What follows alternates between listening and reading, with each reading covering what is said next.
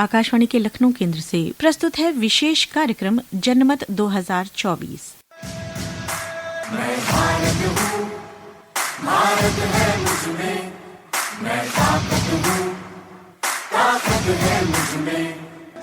हम भारत को नतमस्तक है, हम योद्धा के दो हस्तक है। हम भारत भाग्य विधाता है, हम भारत के मतदाता है। नमस्कार, आप सुन रहे हैं आकाशवाणी लखनऊ से प्रसारित चुनाव विशेष कार्यक्रम जनमत 2024। मैं हूं तनवीर फातिमा। लोकसभा चुनाव 2024 का अंतिम चरण आज संपन्न हो गया है। इस आखिरी चरण में देश भर के 8 राज्यों की 57 सीटों पर मतदान हुआ। वहीं उत्तर प्रदेश की 13 लोकसभा सीटों के लिए आज वोट डाले गए। 4 जून को लोकसभा चुनाव 2024 के नतीजे देश के सामने होंगे। लगभग 2 महीने से चल रहे महाचुनाव प्रचार और 7 चरणों में हुए मतदान का विश्लेषण करने के लिए हमारे साथ स्टूडियो में हैं वरिष्ठ पत्रकार विजय उपाध्याय जी। विजय जी, चर्चा में आपका स्वागत है। Thank you. शाम 5 बजे तक के आधिकारिक आंकड़ों के मुताबिक आज के चरण में उत्तर प्रदेश की 13 लोकसभा सीटों पर लगभग 54% मतदान हुआ है।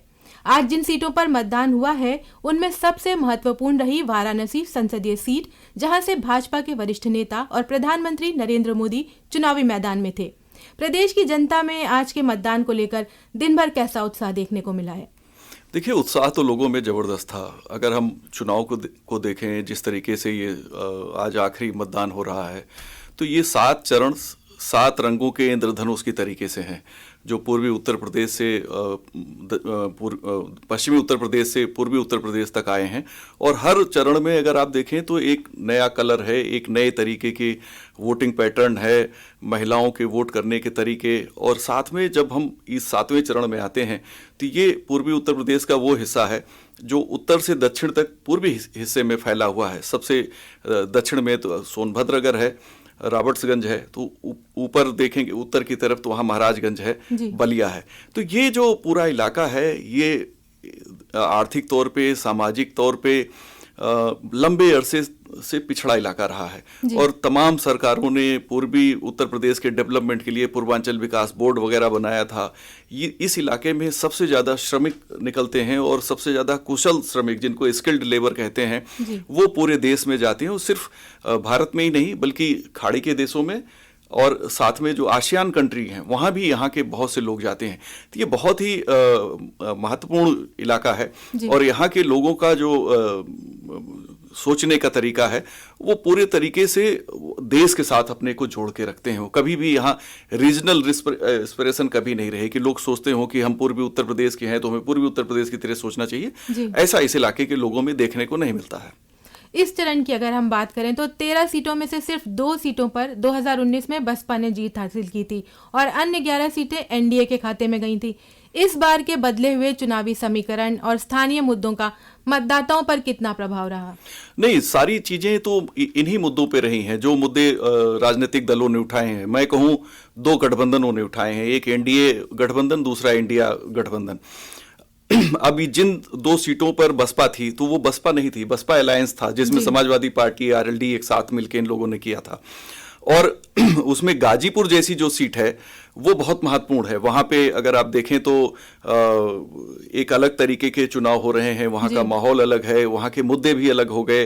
साथ में कुछ घटनाएं ऐसी हुई हैं जो गाजीपुर की सीट को बिल्कुल बाकी जो 13 सीटें उसमें से 12 सीटों से अलग इसको करती हैं। ठीक ऐसे ही आप देखिए तो जो घोसी सीट है वो बीजेपी ने अपने अलायंस को दिया है। सोनभद्र यानी मिर्जापुर और रॉबर्ट्सगंज की दोनों सीटों को उन्होंने अपना दल को दे रखा है। प्रधानमंत्री स्वयं वाराणसी सीट से हैं। तो ये बहुत ही महत्वपूर्ण है इस 7वें चरण के जो ये मुद्दे हैं। जी, पूर्वांचल की आपने बात करी कि पूर्वांचल के मुद्दे अलग हैं, यहाँ के लोगों की सोच अलग है, वोटिंग का एक पैटर्न अलग है। यहाँ की जो जनता है उसकी क्या अपेक्षाएं हैं नई सरकार से, जिससे पूर्वांचल का विकास प्रदेश के अन्य क्षेत्रों के मुकाबले और तेजी से हो सके? देखिए, इस क्षेत्र में सबसे ज्यादा लोगों को इंडस्ट्री की डिमांड हमेशा रहती थी, क्योंकि रोजगार के लिए हमेशा से ये माना जाता है कि जब उद्योग आएंगे तो रोजगार मिलेगा। इस इलाके में कुटीर उद्योग भी हैं, खासतौर पे बुनकर बहुत हैं इस पूरे इलाके में। और दस्तकारी के काम बहुत से हैं। इसके अलावा जो ट्राइबल एरिया है, खासतौर पे जो रॉबर्ट्सगंज का है, तो उस ट्राइबल एरिया की अपनी एक अलग वहाँ के लोगों के जो प्रोडक्ट हैं वो हैं। उत्तर प्रदेश सरकार ने इस इलाके में वन डिस्ट्रिक्ट वन प्रोडक्ट को लेकर काफ़ी काम किया है। इंडस्ट्री तो नहीं लगी, लेकिन टूरिज्म इस इलाके में सबसे ज़्यादा बड़ी इंडस्ट्री के तौर पे उभर के सामने आया है।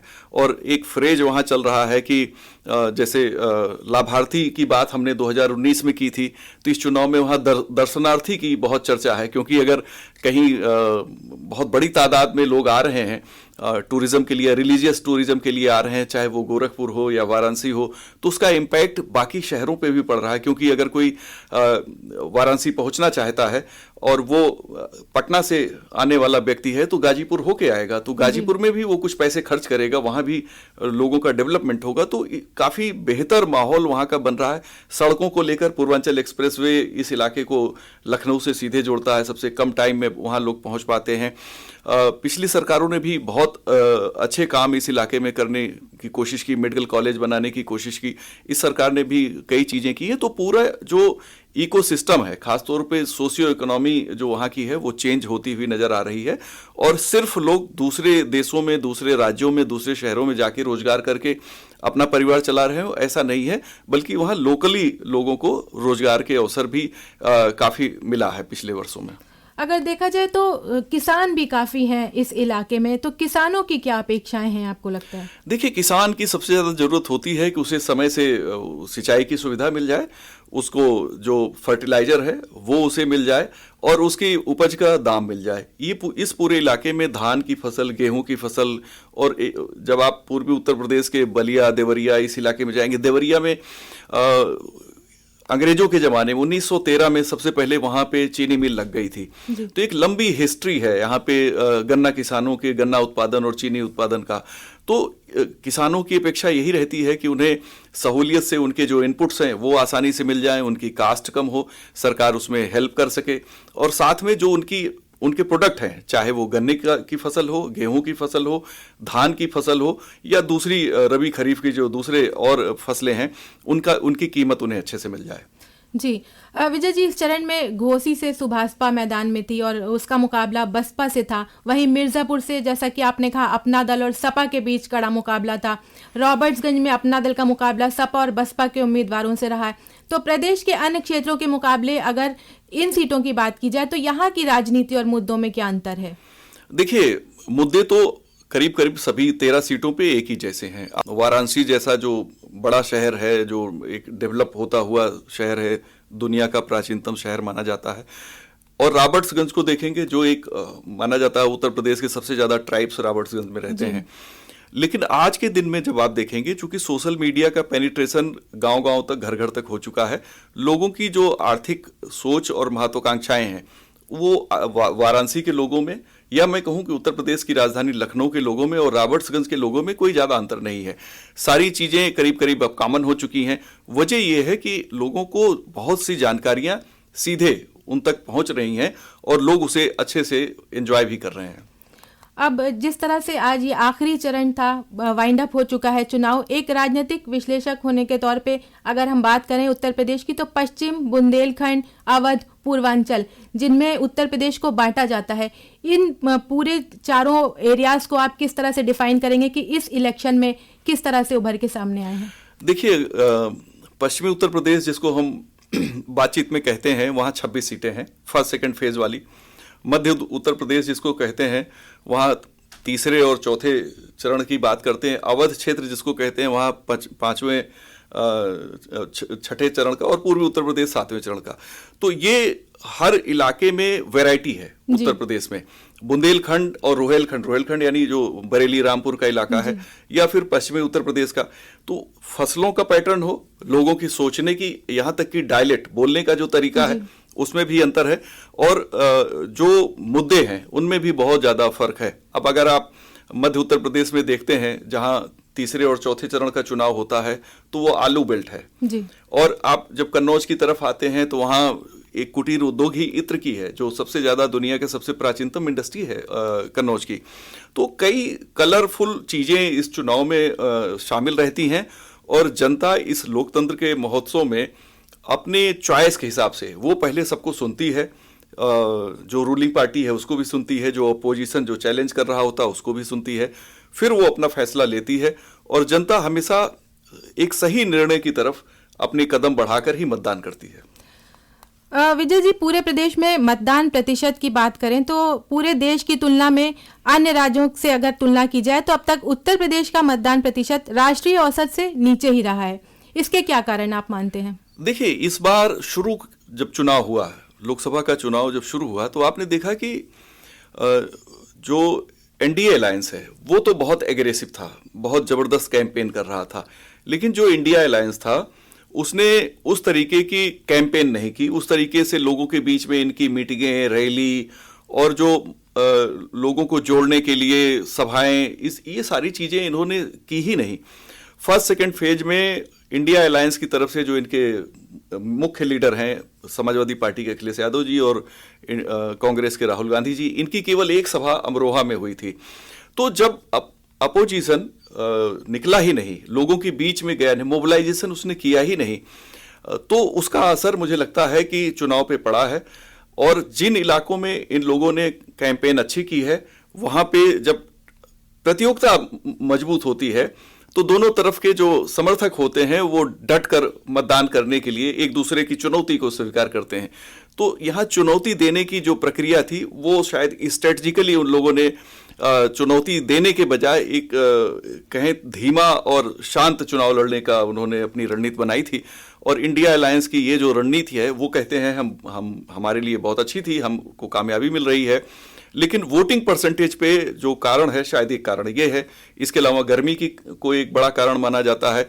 तीसरा, ज्यादातर जो पोलिंग डेट्स हैं उसमें छुट्टियां, बीच में संडे मिल गई तो लोगों को लगा कि शायद संडे हमें एंजॉय करना चाहिए, तो बहुत से लोगों ने शायद छुट्टियों को एंजॉय किया होगा। लेकिन ज्यादातर लोगों की इच्छा मतदान करने की रहती है और लोग 60% के आसपास है या उससे ज्यादा अगर मतदान कर रहे हैं तो ये माना जाता है कि अच्छा मतदान हुआ। जी, आपने विपक्ष की बात करी है तो 2019 में देश की जनता ने बीजेपी को पूर्ण बहुमत से जिताया था। वहीं ये देखा गया था कि कांग्रेस का एक तरह से सफाया हो गया, क्योंकि यहाँ जहां बीजेपी ने 303 सीटें हासिल की वहीं कांग्रेस को सिर्फ 52 सीटों पर सिमटना पड़ा था। ऐसे में इस बार के बदले चुनावी परिदृश्य में क्या आपको लगता है कि क्या विपक्ष इस खाई को पाट पाएगा? देखिए, जब कोई भी पार्टी चुनाव की तैयारी करती है और वो तय करती है कि हमें मैदान में जाना है, कितनी सीटों पर लड़ना है, तो कई चीजें हैं जो उसे करना जरूरी होती हैं, जिसमें सबसे ज्यादा जरूरी है कि उसने अपने कार्यकर्ताओं को कितना बेहतर ढंग से संगठन बनाया है। दूसरा, जो उनकी बूथ कमेटियां हैं वो कितने अच्छे ढंग से बनी हैं, उनका जो स्टेट लेवल का ऑर्गेनाइजेशन है वो कितना अच्छा है, उसमें जो लीडर हैं क्या वो अच्छे भाषण दे सकते हैं, क्या वो भीड़ को आकर्षित करने की क्षमता रखते हैं, और मुद्दे उन्होंने क्या चुने हैं, क्या जनता के बीच जाके उन्होंने देखा कि कौन से मुद्दे ऐसे हैं जिनको हम उठाएंगे तो हमारे साथ समर्थन ज्यादा मिलेगा। तो जो एक्सरसाइज होनी चाहिए चुनाव के पहले की, वो एक्सरसाइज आमतौर पे कांग्रेस ने नहीं किया था। हम लोग जैसे बात करते हैं मीडिया के बीच में जो बात होती है तो बहुत से लोग ये टिप्पणी करते हैं कि कांग्रेस एक ऐसी छात्र की तरीके से चुनाव का इम्तहान देती है कि इंपॉर्टेंट क्वेश्चन लेके आ जाइए और एग्जाम दे के चले जाइए। तो लेकिन लंबी तैयारी करनी पड़ी, आपको पूरा सिलेबस पढ़ना पड़ता है, और जब आप सिर्फ इंपॉर्टेंट क्वेश्चन लेके मैदान में उतरते हैं तो निश्चित तौर पे जो सत्ता विरोधी लहर होती है आपको उसका तो फायदा मिल जाता है, लेकिन आपकी मेहनत से जो आपको वोट मिलने चाहिए शायद उसमें उतना इजाफा नहीं हो पाता है। इस चुनाव की अगर हाइलाइट्स की बात करें, कम शब्दों में बताइए कि क्या हाइलाइट्स रही इस बार की? देखिए, इस चुनाव में डेवलपमेंट हर आदमी को चाहिए और सभी लोगों की, ये लोगों की आकांक्षा का चुनाव है।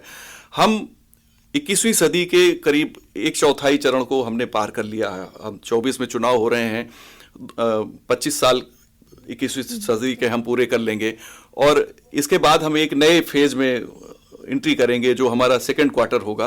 तो ये यूथ के लिए और महिलाओं के लिए ये चुनाव सबसे ज़्यादा इंपॉर्टेंट है। और मुझे लगता है कि इस चुनाव की अगर कोई उपलब्धि देखेंगे तो जिस तरह से महिलाओं के मुद्दे एड्रेस किए गए हैं और यूथ के मुद्दे एड्रेस किए गए, पक्ष और विपक्ष दोनों की तरफ से, वो सबसे इंपॉर्टेंट है। हमारे साथ चर्चा में शामिल होने के लिए बहुत बहुत धन्यवाद। लोकसभा चुनाव के समाप्त होने के बाद अब सभी को प्रतीक्षा है 4 जून की, जब ईवीएम में बंद नतीजों का खुलासा होगा। मतगणना के दिन नतीजों के पल पल का अपडेट सुनिए आकाशवाणी लखनऊ लाइव ऐप और 747 AM पर, जहां राजनीतिक विशेषज्ञों के साथ हम करेंगे नतीजों का सबसे सटीक विश्लेषण। नमस्कार। मैं भारत हूँ, भारत है मुझ में, मैं ताकत हूँ, ताकत है मुझ में। हम भारत को नतमस्तक है, हम योद्धा के 2 हस्तक है,